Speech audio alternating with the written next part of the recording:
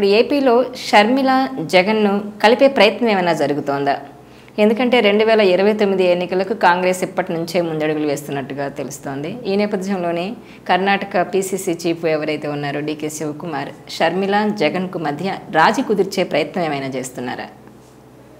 ఇక్కడ ఒక వాస్తవ పరిస్థితి ఏంటి అంటే జగన్మోహన్ రెడ్డి గారికి జాతీయ స్థాయిలో ఒక బలమైన రాజకీయ అండదండలు అవసరం ఉంది. ఇప్పుడు కాకుంటే రీసెంట్గా జరిగిన స్పీకర్ ఎన్నిక సందర్భంగా కూడా ఆయన ఎన్డీఏ అభ్యర్థికి మద్దతు ప్రకటించడం జరిగింది.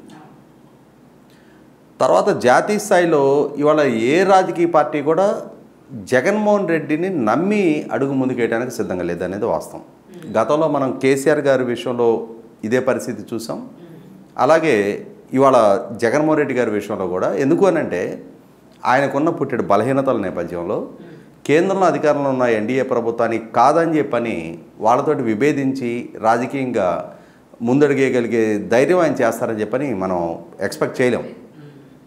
కాబట్టి ఈయనకున్న అవినీతి కేసులు, ఆయన వ్యవహార శైలి, ఆయన రాజకీయ నేపథ్యం ఇవన్నీ చూసిన తర్వాత అంటే కాంగ్రెస్ పార్టీకి వేరే గత్యంతరం లేక ఆంధ్రప్రదేశ్ రాష్ట్రంలో షర్మిల గారి ద్వారా కాంగ్రెస్ పార్టీ మొన్న ఎన్నికల్లో వాళ్ళు ఆశించిన స్థాయిలో పుంజుకోని నేపథ్యంలో ఒకవేళ ఇప్పుడు విన్ విన్ సిచ్యుయేషన్ లాగా అటు జగన్మోహన్ రెడ్డి గారికి కావాల్సిన జాతీయ స్థాయి రాజకీయ అండదండలు, అలాగే కాంగ్రెస్ పార్టీకి కావాల్సిన సంఖ్యాబలపరంగా సపోర్టు దక్కుతుందేమని చెప్పని డీకే శివకుమార్ గారు లాంటి వాళ్ళు ఆలోచన చేసినా కూడా రాహుల్ గాంధీ గారికి జగన్మోహన్ రెడ్డి గారి వ్యవహార శైలి అసలు నచ్చదనేది వాస్తవం.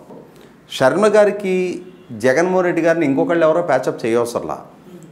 తోడబుట్టిన అన్న అతని మనస్తత్వం ఏంటి, అతని వైఖరి ఏంటి అనేది మనందరికన్నా కూడా ప్రత్యక్ష అనుభవం షర్మిల గారికి ఉంది.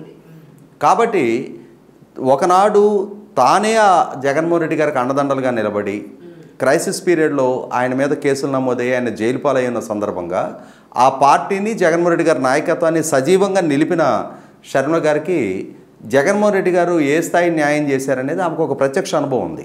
ఇటువంటి పరిస్థితుల్లో తెలిసి జగన్మోహన్ రెడ్డి గారు లాంటి అంటే తన సెంట్రిక్గానే మొత్తం పూర్తి స్వార్థపరంగా ఆలోచన చేసే జగన్మోహన్ రెడ్డి గారితోటి కలిసి అడుగులేయడానికి షర్మిల గారు కూడా ఏ స్థాయిలో కూడా సిద్ధపడకపోవచ్చు. జగన్మోహన్ రెడ్డి తోటి కలిసి రాజకీయంగా అడుగులేయటానికో ఇంకో దానికో షర్మిల గారు ఏ స్థాయిలో కూడా సిద్ధంగా లేరనేది వాస్తవం. కాబట్టి జగన్మోహన్ రెడ్డి గారు కూడా ఈ మధ్య కాంగ్రెస్ నాయకుల వైపు నుంచి డీకే శివకుమార్ గారు ఈ ప్యాచప్ కోసం ప్రయత్నం చేస్తే కూడా షర్మిల గారి లేని కాంగ్రెస్ పార్టీతో కలుస్తానని చెప్పినట్టుగా విన్నాం మనం. అంటే షర్మిలను తీసుకొచ్చిందే అసలు కాంగ్రెస్లోకి డీకే శివకుమారే, తల్లి కూడా విజయం కూడా ఇద్దరికి కలిసి ఉండాలని చెప్తున్నారు జగన్ షర్మిల. ఈ నేపథ్యంలోనే డీకే శివకుమార్ ఏమైనా ఆ దిశగా ప్రయత్నాలు ఏమైనా చేస్తున్నారు? అంటే ఎవరు ఏ స్థాయిలో ప్రయత్నాలు చేసినా జగన్మోహన్ రెడ్డి గారి లాంటి అంటే వివాదాస్పద రాజకీయ నేపథ్యం ఉన్న తండ్రి అధికారాన్ని అడ్డు పెట్టుకొని వేల కోట్ల రూపాయల అక్రమాస్తులు సంపాదించి 11 సిబిఐ కేసులు 9 ఈడీ కేసులు ఆల్రెడీ నమోదయ్యి ఉండి వివేకానంద రెడ్డి గారు తన సొంత చిన్నాన్న దారుణ హత్యకు గురైతే ఆ హత్య కేసు అక్యూజ్డ్ని కాపాడుతున్న జగన్మోహన్ రెడ్డి గారి వైఖరి అటు కుటుంబ సంబంధాల పరంగా ఇటు సామాజిక సంబంధాల పరంగా చూసుకున్న కనీసం అంటే తన సొంత చిన్నాన్న కన్నా కూడా ఆ హత్య కేసు అక్యూజ్డ్కే ప్రాధాన్యత ఇస్తున్నారు అని చెప్పని చిన్నాన్న కుమార్తె ఆరోపిస్తూ ఉంది.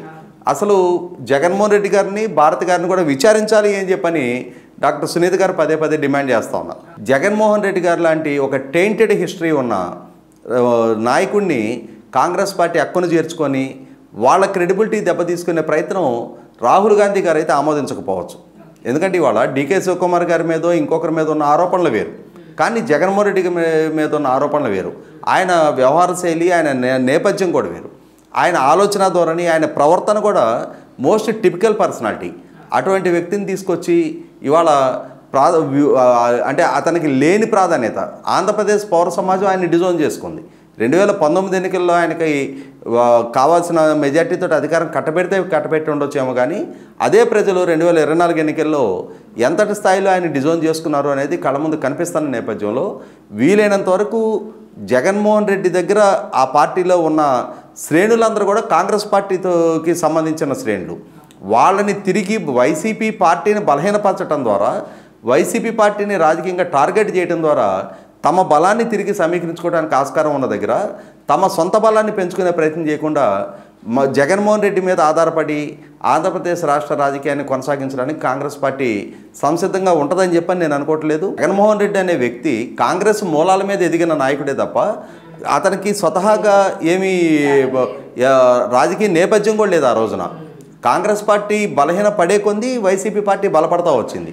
ఇవాళ వైసీపీ పార్టీ బలహీన పడే కొంది అది అల్టిమేట్గా కాంగ్రెస్ పార్టీ బలపడడానికి ఆస్కారం ఉన్న నేపథ్యంలో బహుశా కాంగ్రెస్ పార్టీ కేంద్ర నాయకత్వం తమ పార్టీని బలపరచుకోవడానికి ప్రాధాన్యత ఇస్తారు తప్ప జగన్మోహన్ రెడ్డి లాంటి అవినీతి మకిలి అంటున్న నాయకుడితోటి రాజకీయ ప్రస్థానం కొనసాగించడానికి ఇండి కూటమిలో రాహుల్ గాంధీ గారు లాంటి ఒక క్రెడిబిలిటీ ఉన్న నాయకుడు ఆలోచిస్తారని చెప్పి నేను అనుకోవట్లేదు.